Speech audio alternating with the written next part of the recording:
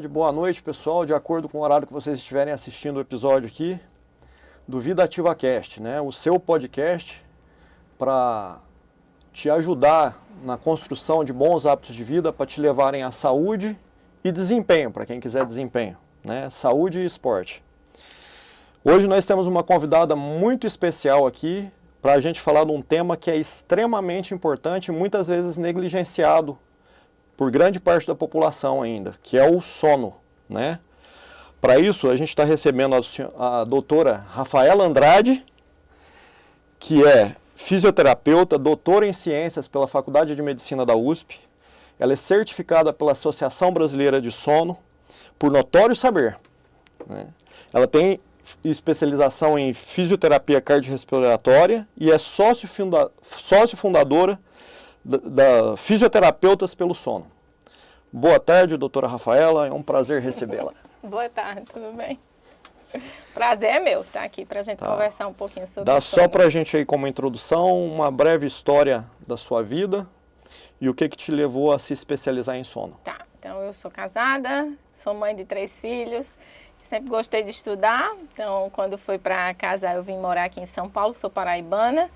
E entrei logo de cara na especialização em fisioterapia cardiorrespiratória lá do INCOR.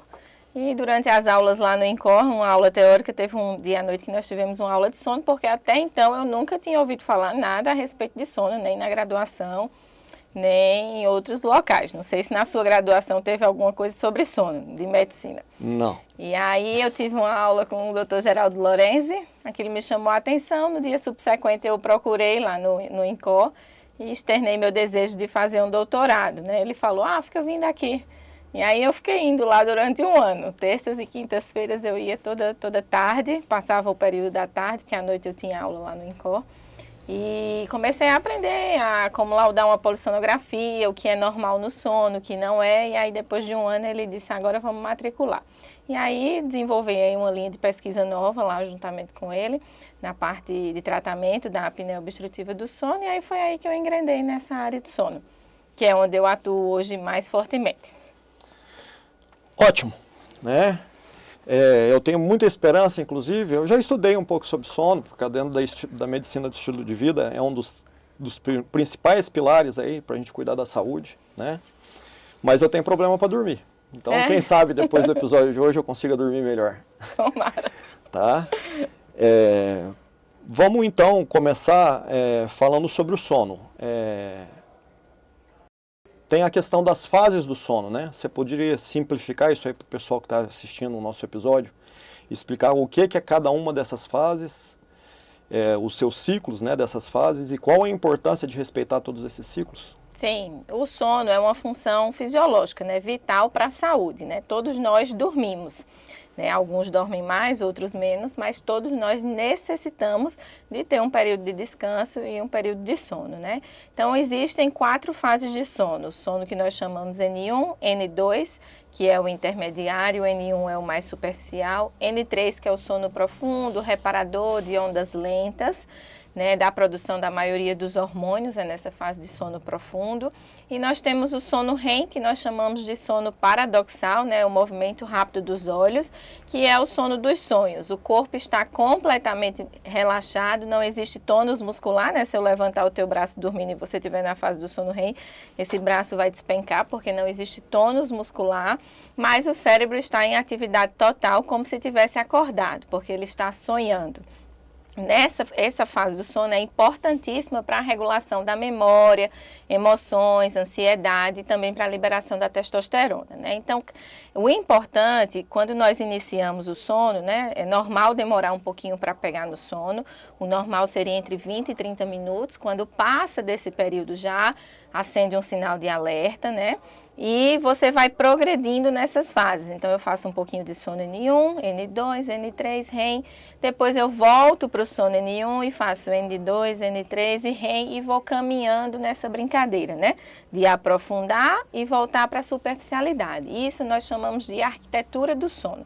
Então, cada um desses sonos, eles têm uma porcentagem de normalidade de acordo com o gênero, né, do sexo masculino ou feminino e de acordo com a idade do paciente. À medida que o indivíduo vai envelhecendo, ele tem um sono muito mais superficial e fragmentado e menos sono profundo, diferente do bebê, por exemplo. O bebê cochila, né, quem já teve um filho sabe que cochila várias vezes durante o dia, né, e ele tem muito mais sono REM, que é esse sono que a gente chama dos sonhos e paradoxal. À medida que a gente vai chegando à fase adulta, isso vai se equilibrando, as porcentagens vão se equilibrando, e à medida que nós vamos envelhecendo, vai tendo uma regressão aí para ter mais sono superficial e menos sono profundo na população mais idosa.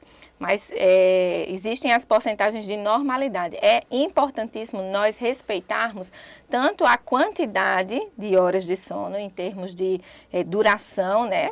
Quanto à qualidade, né? Existe uma qualidade esperada para o sono e existe uma quantidade que nós temos uma faixa de normalidade de quantidade de horas de sono também. Tá, e tem gente que fala que não lembra que sonhou, é muito comum, né? Sim. Eu lembro que eu sonho.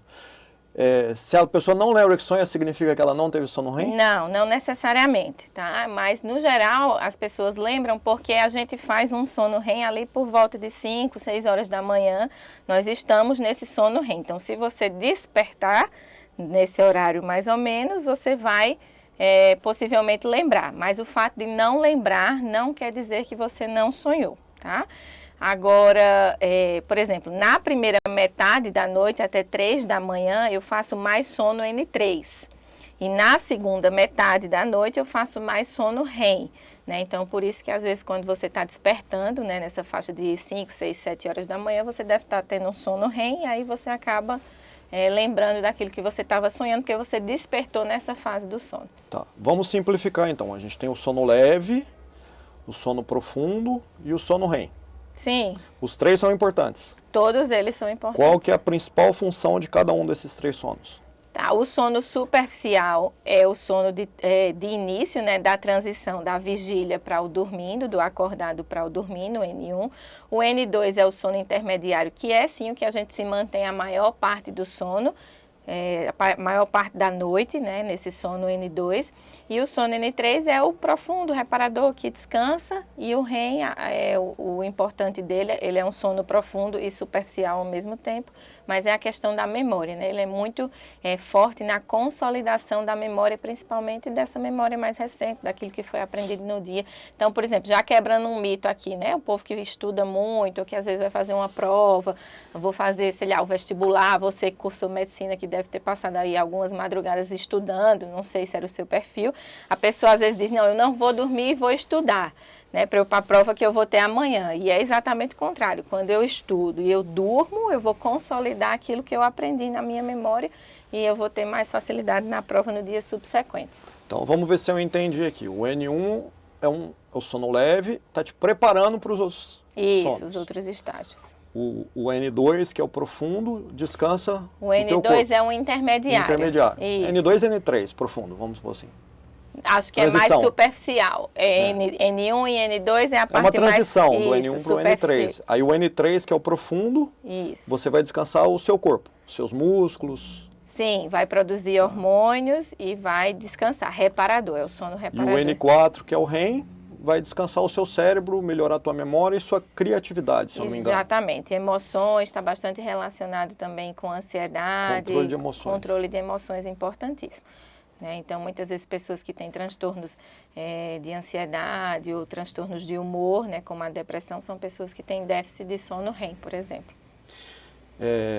Então, aproveitando já esse gancho, a gente sabe que um problema de saúde muito frequente hoje, né, mais de 50% da população brasileira está acima do peso, é a obesidade.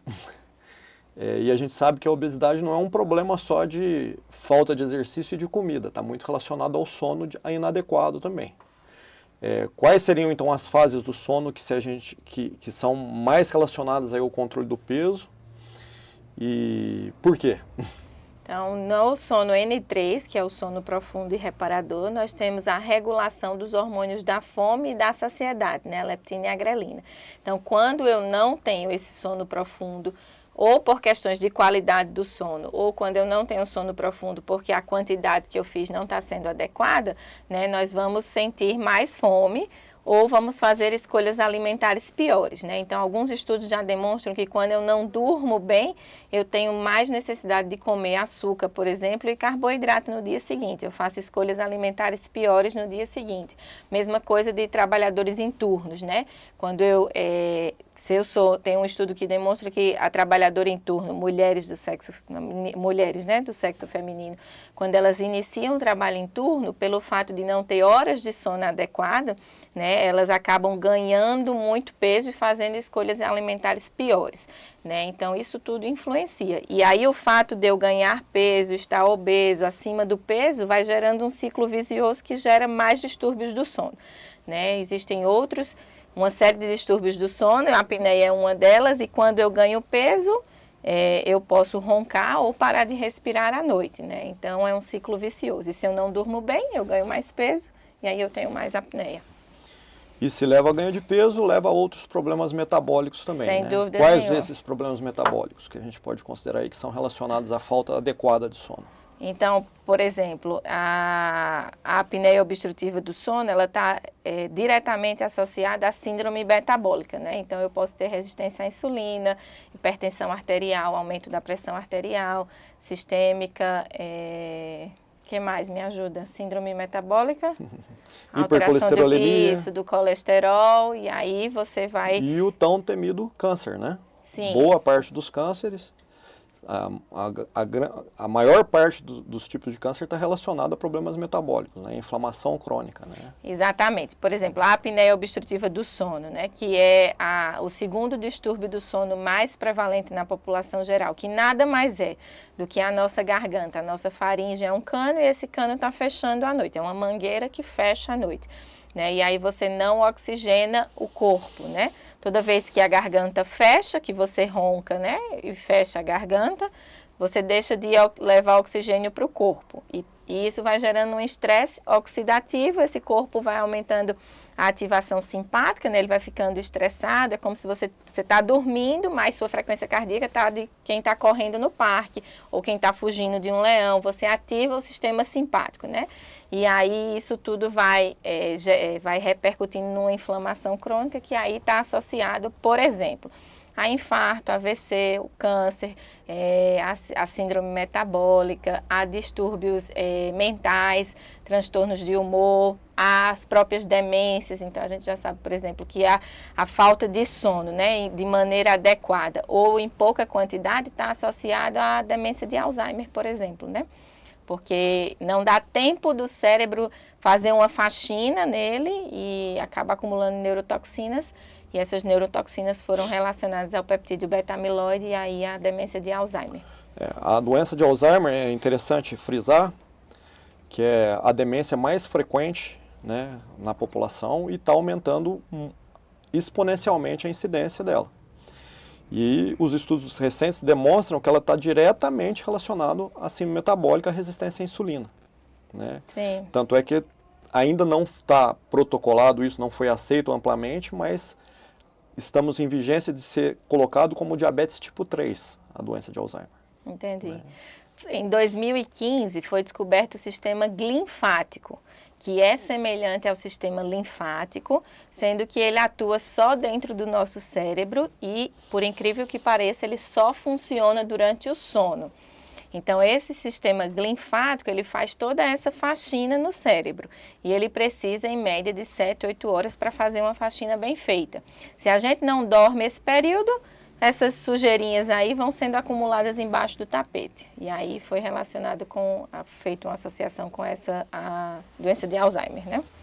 Bom, então vamos lá. Se eu dormir bem, então, eu me mantenho mais magro, com menos doença, com a memória melhor e mais criativo. Então, até mais bonito. Tem um estudo que mostra que quem dorme bem fica mais será bonito. que meu cabelo cresce também ou não? Então, peraí, quanto mais eu dormir, melhor? Ou não é? E não é. Então, os então? extremos são perigosos, tá? Todos os extremos. Tanto a falta de sono, né, dormir pouco, 4, 5 horas é perigosíssimo, risco cardiovascular, quanto dormir muito, 10, 11 horas também foi associado num estudo até recente, se eu não me engano, publicado no Lancet 2019, também foi associado a risco cardiovascular. Então a gente tem que ficar aí no meio do caminho. O que é esperado pela Sleep Foundation é que a gente durma aí em torno de 7 dos limites, o limite inferior 7 horas, limite superior 9 horas e a média aí em torno de 8 horas por noite. Tá, mas todo mundo precisa dormir 8? Ou tem pessoas que podem dormir menos e o sono ser adequado? O ideal é que todo mundo durma em torno de 7, 8 horas. Agora, existem pessoas que são pessoas denominadas de dormidores curtos, que são as pessoas que dormem de 5, 6 horas e elas acordam bem. Mas essa quantidade de horas de sono é perigosa. A gente precisa de um pouquinho mais para reajustar todas as funções dos nossos órgãos. E como que eu reconheço se eu durmo bem? Porque eu posso dormir 8 horas e também não ser bom. Exatamente. Como que eu reconheço? Tá, existem alguns sinais que são importantes, né? Então, o primeiro deles é se eu durmo e eu acordo descansado. O sono é uma função de reparação, de descanso, de reorganização celular e de órgãos para que você acorde, funcione bem no dia subsequente. Então, o primeiro sinal é, eu acordo descansado? Eu tenho sonolência durante o dia, né? Eu tenho sonolência depois do almoço, é normal ter um pouquinho de sonolência. Mas eu tenho sonolência no período da manhã, eu tenho sonolência assim que eu acordo, eu cochilo em todos os cantos, eu dirijo e eu tive episódios de cochilar, eu estou no metrô e eu peguei no sono sem querer, eu estou lendo e o livro cai da minha mão, né? Ou eu estou no computador e eu simplesmente apago, então isso acende um alerta. A sonolência excessiva diurna não é normal, né?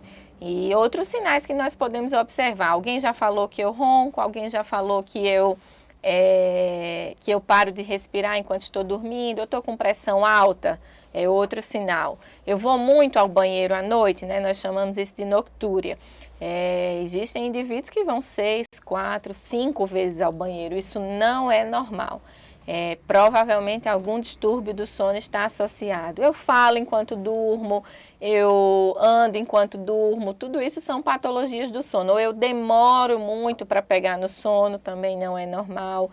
Ou eu desperto no meio da madrugada e demoro a voltar a dormir, também não é normal. Ou eu despertar muito cedo, né? Eu deito e eu acordo 5 horas da manhã, 5 não, mas 3, 4 horas da manhã e eu não consigo voltar a dormir.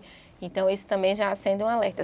É uma série de distúrbios. Eu elenquei aqui um monte de sinais e características de vários distúrbios do sono, né? Mas acho que o que chama mais atenção é não ter sono reparador. Eu já li um livro, é um livro direcionado para o público leigo, mas eu acho que ele é, inclusive para o público leigo, acho que ele é bem recomendado, é o Porquê Dormimos, né? Excelente. Do Matthew Walker. Né? Sim, eu já li. E eu lembro lá que tem 2 tipos de dormidores, né? O coruja e o cotovia, ou galinha, né? Você podia explicar para a gente aí? Sim, isso são os cronotipos, né? São heranças genéticas que nós herdamos de um dos nossos pais, de preferências, né? Então, eu prefiro dormir cedo e acordar cedo, eu sou chamada de galinha, né?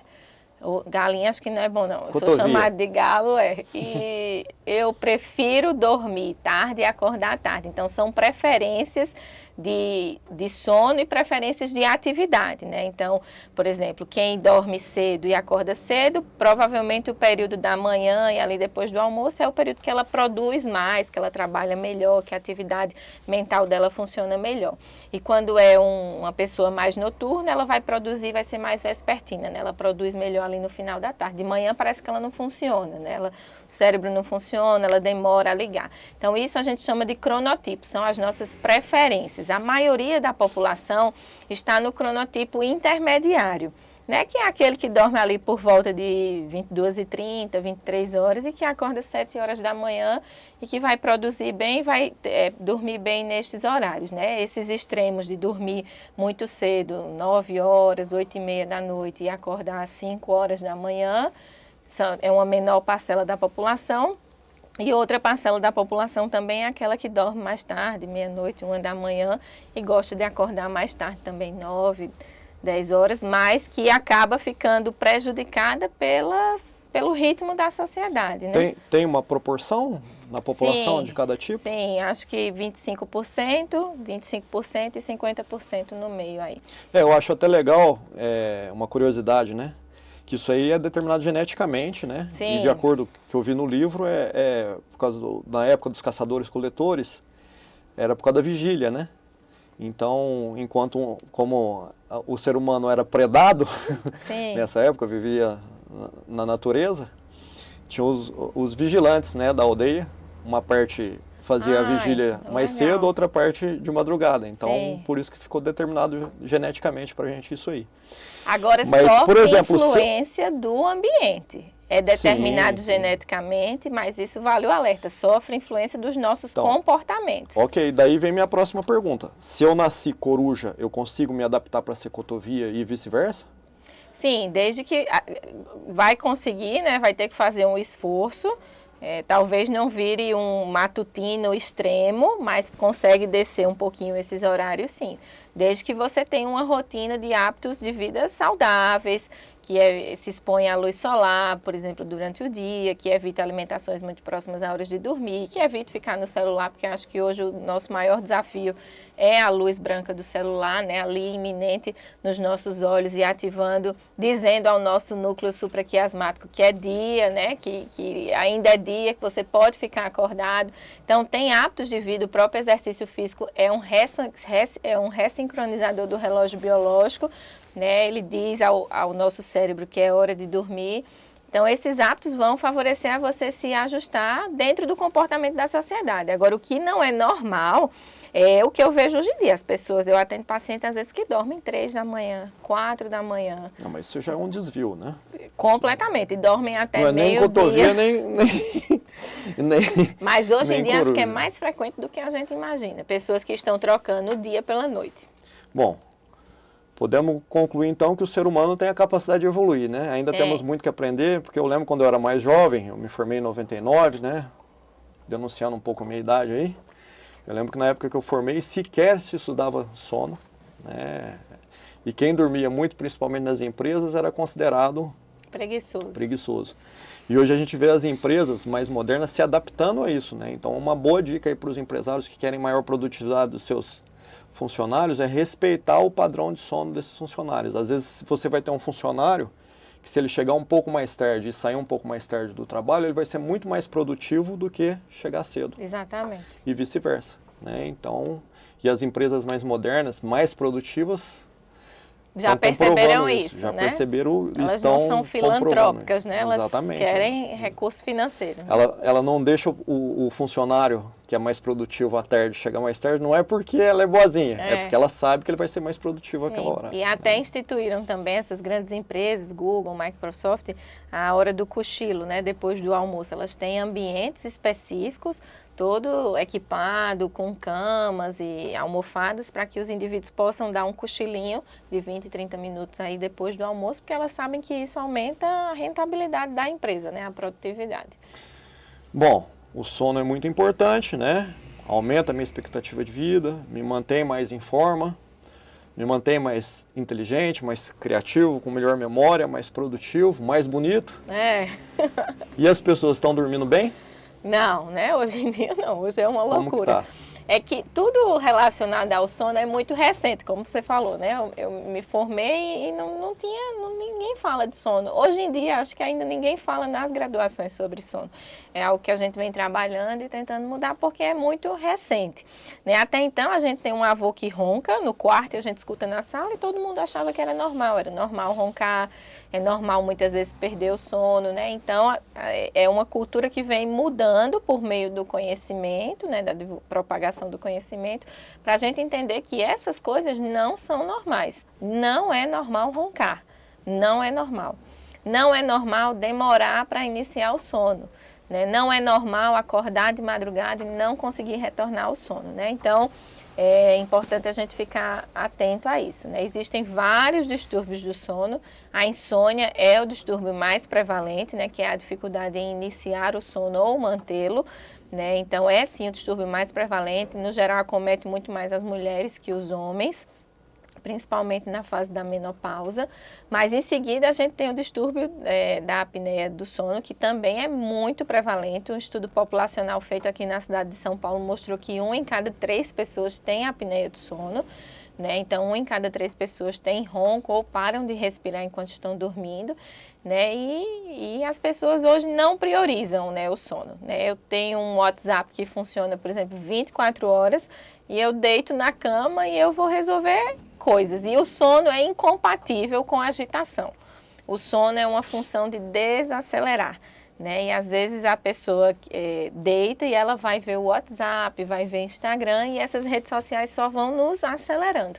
E isso não é compatível com o sono, né? Então, para dormir é preciso desacelerar, é preciso ter uma rotina de desacelerando à medida que você chega em casa, para que quando você deite na cama seja aquele ambiente tranquilo, silencioso, escuro e você tenha facilidade em iniciar o sono, né? Agora, uma coisa que é interessante é que para insônia, por exemplo, o tratamento padrão ouro não é medicamentoso, né? E o Brasil é, se não me engano, o país que mais toma remédios para dormir. Brasil se não é o Estados primeiro, Unidos, né? é o segundo, que toma mais remédios para dormir. E as pessoas hoje se Mas automedicam. é o que eu sempre falo aqui, às vezes essa até sou repetitivo, é o sonho da pílula mágica, né? Sim. O ser humano, ao invés de corrigir o que está errado, ele quer achar uma poção mágica ali que Mais resolve os fácil, problemas né? dele. Mais fácil engolir E um muitas vezes comprimido. traz mais efeito colateral, mais malefício do que benefício, além de não corrigir adequadamente, né, o problema. Quero ver que se caminhar assim, uns 5 quilômetros e fizer atividade física, se de noite não vai estar com sono. Certeza E absoluta. é muito mais efetivo do que qualquer medicação. Né? E o próprio exercício físico vai dar mais sono N3, que é o sono profundo. Né? Então, quando você faz a atividade física, você à noite, mesmo fazendo ela de manhã ou à tarde, à noite você vai ter mais sono profundo. Bom, vamos para facilitar para o pessoal, vou pensar uma forma aqui, se faltar alguma coisa você me complementa. Nas causas de problema do sono, a gente teria causas, por exemplo, constitucionais da pessoa, anatômicas, que ela nasceu com algum problema que dá problema de sono nela, que isso aí ela vai ter que procurar realmente um tratamento para corrigir. Temos causas comportamentais, né, que eu acho que é o principal aí de ser identificado e como corrigir isso. E temos outras causas que são consequência das duas anteriores, que já são problemas de saúde instalados que levam ao prejuízo do sono. Por exemplo, você dorme mal, você engorda, depois que você engordou, você vai dormir pior ainda porque você engordou, porque você ganhou peso. Você consegue identificar dentro dessas 3 classes, e se falta mais alguma você complementa, quais as principais causas e o que a pessoa tem que fazer para melhorar cada uma delas? Tá, então vamos falar de apneia do sono, falando de ronco e apneia, né? Então existem as principais, as causas que levam à apneia do sono, sem dúvida nenhuma, a obesidade é uma delas, o ganho de peso, o aumento de peso, a anatomia, como você falou, né? Então eu posso ter um nariz mais fechado, ou eu posso ter rinite, um desvio de septo importante, posso ter o queixo mais posteriorizado, uma língua grande. Então, isso pode levar à apneia do sono e, no geral, nesses casos, o tratamento é cirúrgico porque é da anatomia do indivíduo, né? Obesidade, anatomia, o envelhecimento. Mas tem alguns casos que se a pessoa, às vezes, ela tem até algum problema desse, mas o ganho de peso exacerba, né? Exatamente, e se ela perde peso, diminui melhora. isso, porque se é uma via aérea, uma garganta mais estreitada, né, e eu ganho peso, ela vai se tornar mais estreitada ainda. Então, para uma pessoa que tem um problema anatômico desse e está acima do peso, antes de fazer uma cirurgia, talvez valha a pena perder o peso, sem dúvida nenhuma. Agora, a perda de peso tem que ser massiva, em torno de 10, 15 quilos, para ter um impacto de redução de 10% no índice de apneia e hipopneia, tá? Então tem que ser uma perda de peso bem significativa. A perda de peso tem que ser adequada, né? A pessoa tem que ficar dentro do peso ideal, certo? Se for muito, é massivo. Mas hoje a gente sabe que é possível, né? Se a pessoa entendeu o que leva ela ao problema e enfrentar o problema sem procurar a pílula mágica, ela consegue, né? Sim, consegue. Tudo que a gente se determina, a gente consegue, né? Tem o envelhecimento, que é outra causa. Então, como é um tubo todo muscular, né? O músculo envelhece, né? A gente envelhece de forma global. Então, às vezes, essa musculatura está flácida, envelhecida. E aí, a atividade física auxilia a manter o tônus dessa musculatura. Então, funciona super bem. Tanto a atividade que eu faço para o bíceps, tríceps, pernas, quanto a atividade para essa região também. Hoje em dia, tem uma série de exercícios orofaríngeos que faz, no geral, com a fono, que acaba tonificando essa musculatura. Então, anatomia, obesidade, envelhecimento e o gênero. Então, os homens têm mais apneia que as mulheres porque eles têm uma garganta mais alongada. O ocioide, que é um ossinho que a gente tem aqui, é mais baixo nos homens. E se uma mangueira ela é mais alongada, as paredes dela são mais próximas. Então, colapsa com mais facilidade. Entretanto, quando as mulheres chegam na menopausa, essa prevalência se equivale porque existe uma redução muito importante hormonal e toda essa musculatura fica bem flácida também. Então, é muito comum mulheres que não tinham apneia, não roncavam, não tinham insônia, depois que entrou na menopausa, tudo isso começa a se apresentar. Bom, então acho que dentro dos problemas anatômicos, mas que problemas comportamentais levam a piorar esse problema, a apneia do sono é a principal. Assim, está relacionado os dois, né? Problema anatômico e problema comportamental. Sim, comportamental. E hoje a prevalência de doença de saúde mental, né, de doença mental é muito grande na população, né? Depressão, ansiedade. Como que está a relação dessas doenças com a insônia? E é bem relacionado, é uma associação bem forte aí, né? Então, ninguém sabe quem vem primeiro, mas se eu tenho transtornos de humor, depressão, ansiedade, no geral eu desenvolvo um quadro, na verdade é uma relação bidirecional, né? Então, se eu tenho, estou ansiosa, estou deprimida, eu vou ter dificuldade em dormir, porque meu cérebro não vai parar ali, né? Eu vou estar ansiosa, ligada. Então, eu tenho dificuldade em relaxar e iniciar o sono. Por outro lado, se eu não durmo, eu vou desenvolver mais transtornos de humor e mais ansiedade, porque eu não tenho aquela arquitetura do sono que a gente É um comentou. ciclo vicioso, né? Isso, é uma relação... Da mesma forma que o ganho de peso. Isso, a gente viu muito isso na pandemia, né? Essa relação bidirecional. Então, a gente ficou trancado em casa, sem muita rotina, sem horário de trabalho, sem exposição à luz solar, comendo o tempo todo, né? E aí foram muitas as pessoas que desenvolveram quadros de insônia por conta de ansiedade, incertezas do futuro. E aí, se eu tenho a insônia, eu tenho dificuldade de dormir, fico mais ansioso, mais agitado, mais preocupado, não regulo minhas emoções e aí vai uma coisa desencadeando a outra, né? A pessoa fica ali remoendo, pensando e não pega no sono, né? Sim, não. A meditação funciona? Funciona super bem. Eles chamam de mindfulness, né? Acho que é toda uma técnica. Acho que qualquer meditação funciona. Até técnicas de relaxamento também são introduzidas nessa TCCI, que é Terapia Cognitiva Comportamental para Insônia, que é o tratamento padrão ouro. É feito por uma psicóloga. E você desenvolve uma série de técnicas, traça objetivos, restrição de tempo de cama, então o indivíduo só pode estar na cama naquele período. Então, tem dentro dessa TCCI essas técnicas de relaxamento e mindfulness, que é quando você faz uma troca de pensamentos negativos por associações positivas e vai desenvolvendo isso, trabalhando a sua respiração para ter mais facilidade em iniciar o sono. Me permita fazer um adendo. Então, faça. O mindfulness, a meditação, da mesma forma que o sono, há muito tempo atrás, ela era meio que discriminada, né? Muita gente fala, coisa de quem não tem o que fazer, coisa de bicho grilo, né? E hoje a ciência demonstrou, por estudos anatômicos, de até necrópsia em monges budistas, em estudos de ressonância funcional, que a meditação tem um efeito como se fosse uma academia para o cérebro. Com a meditação, você faz uma hiperfuncionalidade, até uma hipertrofia de massa das áreas do cérebro responsáveis pelo controle de emoção. Ótimo. Tá? Então, a pessoa, por exemplo, ela não consegue dormir porque ela está ali remoendo os pensamentos. Quando ela aprende a controlar os seus pensamentos através da meditação, ela consegue desviar o foco dela daquele pensamento que está remoendo, relaxar e conseguir dormir. Ótimo. Né?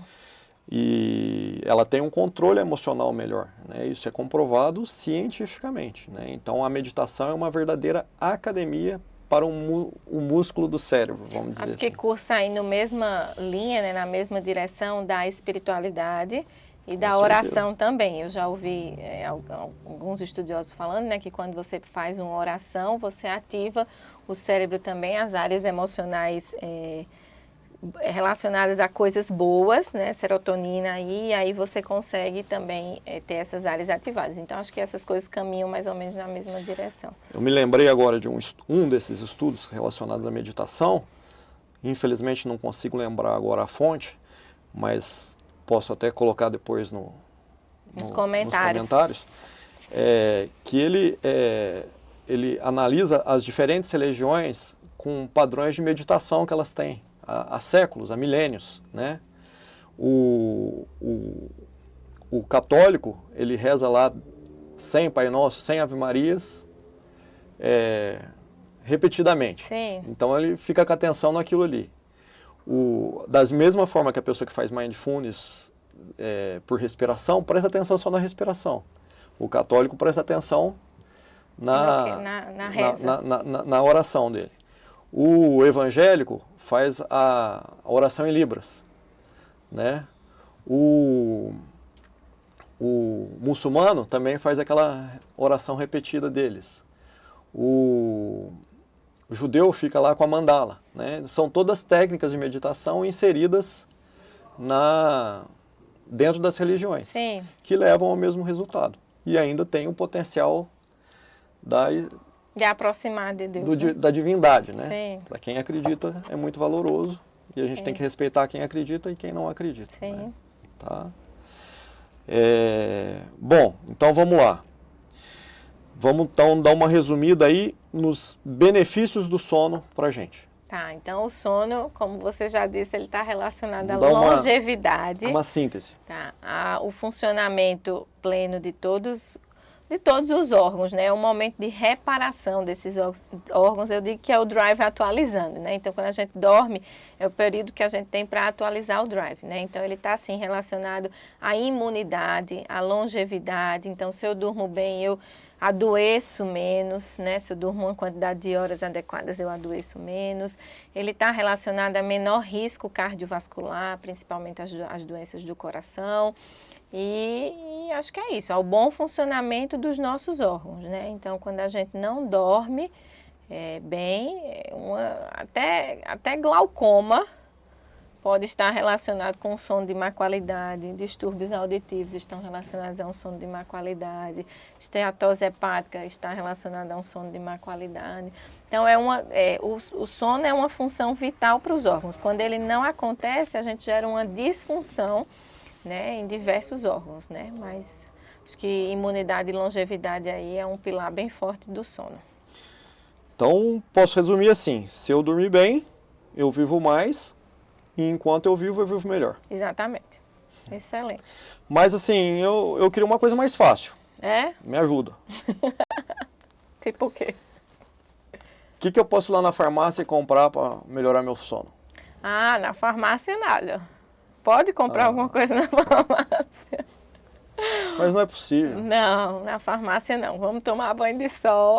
Nós somos criaturas da natureza, né? Então a gente precisa se expor mais ao sol. Mas não tem nenhum remédio assim que eu melhore meu sono? Tem vários, né? Remédios? Tem um monte, mas eu particularmente não sou muito dessa linha, não. Você sabe que eu estou brincando, né? Mas é porque, infelizmente, essa é a abordagem que a maioria das pessoas tem. Elas acreditam que o remédio vai fazer elas dormir melhor, tá? E, às vezes, a gente cai numa armadilha, porque tem vários estudos que estão saindo mostrando que esses remédios de indução do sono, eles até induzem o sono. Sim. Porém, o sono é de má qualidade. Você não obedece lá todos os ciclos, né? Então, você tem a sensação, às vezes, que está dormindo melhor e não está. Né? Às vezes é melhor você dormir menos até sem o remédio do que mais com o remédio. Porque quando você dorme naturalmente, você obedece às fases do sono e a tua natureza cuida do seu corpo, do seu cérebro. As medicações, às vezes, elas induzem o sono, mas, por exemplo, inibem algumas delas o sono REM. Sim. Né? Tá? Por exemplo, não é remédio, mas muita gente usa o argumento, vou beber ali 3, 4 cervejas, 2 taças de vinho, para melhorar o meu sono. Melhora o sono o álcool? Não, né, o que acontece é que diminui a latência para o sono. O álcool, né, ele tem esse efeito de dar uma chumbadinha em você, então você consegue iniciar o sono mais rapidamente. Ele diminui o tempo que se demora para dormir, isso aí acontece. Em contrapartida, ele fragmenta mais o sono, então você tem um sono muito mais superficial quando você ingeriu bebida alcoólica. Ele diminui muito o sono profundo. Sim, e o sono, principalmente o sono REM, né? Então você fica naquele sono mais superficial. Certo. Bom, então vamos lá. O que a gente tem que fazer então para dormir bem? Para dormir bem, né? A chamada higiene do sono. Higiene do sono, né? Como a gente diz aí. Né? A gente tem esse núcleo supraquiasmático que fica aqui atrás dos olhos, né? E ele é quem regula todos os nossos relógios, né? Os relógios que nós temos dentro do nosso corpo. Pressão arterial, o relógio de frequência respiratória, frequência cardíaca e inclusive o do ciclo vigília e sono, né? Que é um relógio também, né? Nós temos ele vai emitindo sinais de acordo com aquilo que ele vai observando e ele diz ao nosso corpo que é hora de acordar e é hora de dormir. O grande sincronizador desse relógio biológico é, sem dúvida nenhuma, a luz solar, certo? Então, o problema é que hoje a gente vive sempre dentro de um prédio e muito menos exposto à luz solar. E aqui em São Paulo, por exemplo, tem dias que ela nem aparece muito fortemente, né? Mas a recomendação é sim exposição à luz solar diária, né? Isso vai além de sincronizar o teu relógio biológico, vai melhorar a vitamina D e também vai melhorar a imunidade, tá? Outros sincronizadores do relógio biológico seriam a prática de exercício físico, alimentações e refeições sempre nos mesmos horários, então café da manhã, almoço e janta nos mesmos horários, sendo que a janta é uma alimentação mais leve e não muito próxima à hora de dormir, com um intervalo aí de 2 a 3 horas antes do período de dormir para a digestão. Atividades sociais é importante, também é um sincronizador do relógio biológico. Exercício físico, desde que praticado no período da manhã e da tarde, também auxilia a sincronizar o relógio biológico. E acho que isso. Quais são as práticas de higiene do sono? Além dessas que eu citei, que facilitam um sono de melhor qualidade, sim, evitar eletroeletrônicos antes de dormir, com muita luminosidade, né? Evitar luminosidade branca e forte antes de dormir também, televisão, iPad, celular antes de dormir, ter um ambiente de sono tranquilo, uma cama adequada, confortável, um banho quente antes de dormir auxilia, a ingestão de uma bebida quente também auxilia, acho que é isso. E se você é uma pessoa muito ansiosa, a leitura de um livro... Deixa eu aproveitar para você me ajudar. Antes de dormir auxilia, diga. Vamos lá, eu preciso de ajuda também. Tem uma temperatura adequada para dormir, né? Melhor. Sim. Do ambiente. Eu ligo o ar-condicionado e a minha esposa às vezes briga comigo por causa do ar. Que acha frio. No geral, qual que é a temperatura em torno de adequada? 22, 23 graus Celsius, um quartinho mais refrescado, né? É essa? Que eu conheço é essa. Tu gosta mais frio? Eu ouvi falar sobre 18. Ah, é? É exagerado? Não, acho que é. Mas eu posso deixar em 20, então? Pode deixar. É um ambiente mais fresco. Porque você já observou aí na sua casa que quando a gente tem aquelas ondas de calores aqui em São Paulo, se a gente não tiver um ventilador ou um ar-condicionado, é muito difícil manter o sono. Porque quando está calor, né, para a gente dormir, a nossa temperatura corporal precisa diminuir. Né? A gente precisa resfriar o nosso corpo. Então, se de alguma maneira essa temperatura está mais elevada, eu vou ter mais dificuldade. Por isso que a gente não recomenda a prática de exercício físico próximo à hora de dormir, porque o exercício... Principalmente atividade física intensa, né? Isso, porque o exercício físico ele faz o quê? Aumenta a temperatura corporal. Eu vou precisar de um tempo para resfriar esse corpo novamente e ele entender que é hora de dormir. Eu quero aproveitar a questão do exercício físico, porque o Vida Ativa Cast a gente preocupa principalmente com saúde, mas também com esporte. Sim. Com desempenho esportivo. Então tem duas coisas que eu queria falar. Se eu falar alguma coisa errada, primeiro eu vou falar uma coisa aqui, se você me corrige, se você corrigir, depois eu vou te fazer uma pergunta. Primeiro que, para quem faz atividade para a saúde, às vezes a gente até deve fazer um pouquinho de intensidade, mas é muito pouco, tá? Então, se for fazer intensidade, de preferência no período da manhã, para não atrapalhar o sono.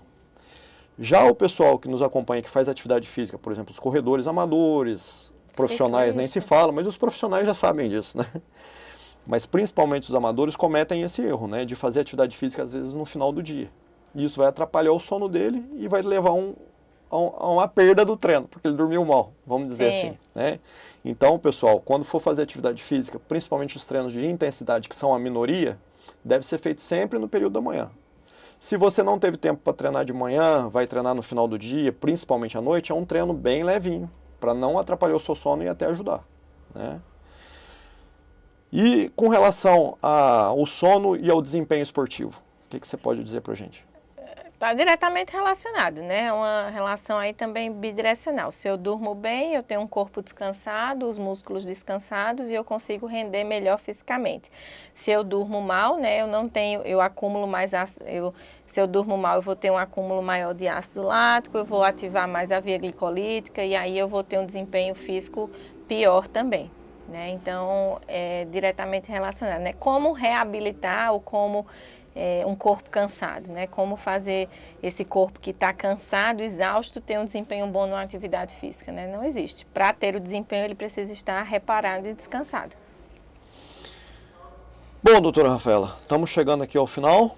Só então quero que você faça um apanhado geral aí, um resumo da importância do sono mais uma vez e o que a gente tem que fazer para dormir bem, para a gente acabar o programa nosso aqui, que já agradeço de antemão, foi muito legal a conversa. Que bom, obrigada aí pela oportunidade da gente disseminar conhecimento sobre sono, né? E acho que a mensagem principal que a gente tem que deixar é que sim, o sono é fundamental e ele deve ser priorizado. Assim como outros pilares, né, da boa saúde, como a alimentação, a prática de exercícios físicos, devem ser priorizados se nós queremos viver bem e viver muito tempo, né? Então, é um dos pilares e é preciso levar ele em consideração, né? Então, atenta para o horário que você está indo dormir, o horário que você está acordando. Evita, muitas vezes, essas estimulações que nós mesmos nos propomos, né? Porque nós não somos obrigados a ficar assistindo uma TV, não somos obrigados a ficar mexendo no celular, mas é a gente que quer, né? E às vezes isso acaba atrapalhando o nosso horário de sono e quando a gente vê já é meia-noite, 1h da manhã e eu ainda não comecei a dormir. E certamente depois eu vou ter dificuldade em iniciar porque eu fiquei muito estimulado ali. Então, priorizar o horário de sono, pega um livro, faz uma leitura, desacelera. E isso serve para toda a família, desde adultos a crianças, a idosos, né? Hoje em dia a gente vê crianças dormindo meia-noite, 1h, para ir para a escola no dia seguinte, 7h da manhã. Aí, não vão aprender, o que esperar dessa criança? Né? Qual é o rendimento escolar que a gente vai esperar dessa criança? O desenvolvimento, né? Às vezes crianças que não estão crescendo, né, não estão nutridas adequadamente porque não descansam e não dormem. Então o sono é sim prioridade, deve ser priorizado para que você viva bem e viva muito. Eu gosto de resumo, né? Você já viu que eu já fiz uns 3, 4 resumos. Eu vou fazer mais um então. O sono então é um ótimo remédio. É sim. E o melhor remédio para o sono são os nossos hábitos de vida adequados. Exatamente. Atividade física, bons hábitos alimentares, né? Sim. Alívio do estresse. Exatamente.